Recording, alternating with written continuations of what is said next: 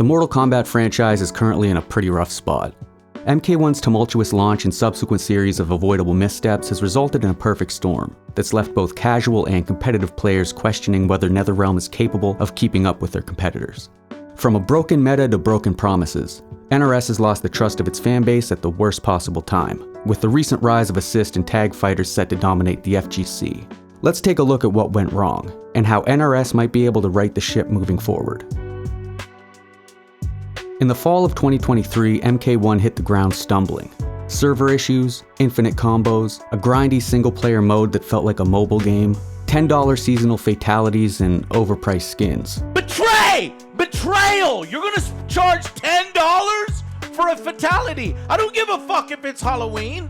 Add to that the pointless character gender swaps, which I personally didn't have an issue with, but it did upset a significant portion of the fanbase. Why would Liu Kang make them female? What is the benefit to that? What is the point? And a lack of clear communication from NRS. And you've got a perfect recipe for failure. By the time Chaos Reigns dropped, there had been significant gameplay improvements, but most players had already checked out at that point. The core issue here may not be the game bugs or the bad monetization practices though. The real issue may be how NRS builds their games. NRS has this habit of throwing out what worked in their last game, chasing a new gimmick, and then spending the following year fixing it. Take MK1's cameo assist system. It was their attempt to jump on the assist fighter trend, but it backfired spectacularly. Case in point, the 2023 Cyrax meta. Bro, this guy fucking... It's Cyrax, man. It's not the fucking character he's playing, it's him. It's Cyrax! Oh my fucking god, bro! Everything is just in his favor! Everybody was spamming Cyrax horizontal chopper for plus armor launchers and plus chip sequences on block. This made matches feel both boring and oppressive. NRS eventually nerfed Cyrax, but players just switched to Kano for his knife toss. Nerf Kano? Well, here comes Striker with his grenades. Instead of fixing the core issue, cameos enabling a toxic, predictable meta, NRS played whack-a-mole with nerfing each assist into irrelevance, one by one. For people playing MK1 at the time, this was maddening. Months of the same broken strategy, just with different assists enabling it. That is full. Oh my god, that's disgusting. This wasn't just a competitive problem, it hit casuals hard as well. Imagine trying to grind Combat League only to face the same broken cameo spam for months.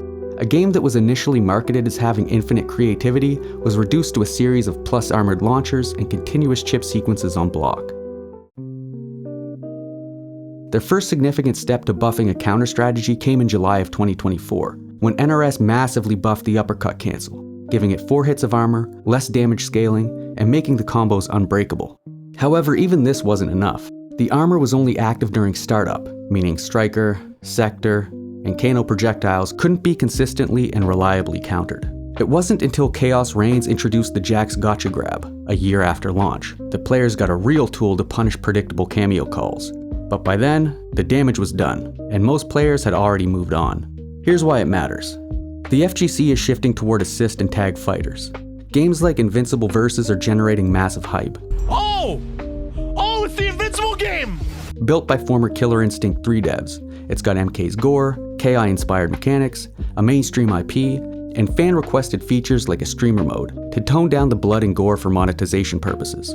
And there's something else, you guys were talking about, like a streamer mode? This is something that MK fans have begged Ed Boon for years, but NRS hasn't delivered. Does that give you any thought about any kind of streamer safe mode that kind of cuts around your limits of blood and gore?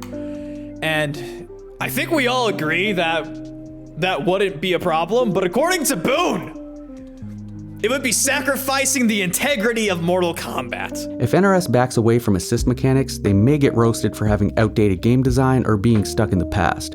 But if they ignore the casual audience's desire for a 1v1 MK, they risk losing their largest audience. So they're stuck between a rock and a hard place. So how could NRS have avoided this mess? Well, first off, they could have been more proactive with tackling the cameo meta. Instead of nerfing each assist into the ground one at a time, they could have focused on the problematic playstyle the cameo was enabling, and then buffed counter strategies as early as possible. The easiest thing to do from day one would have been to make the uppercut cancel completely invincible and unbreakable during the entire duration of the combo. Better communication with the community would have helped as well. Imagine patch notes that actually explain their thought processes, or dev streams addressing fan feedback.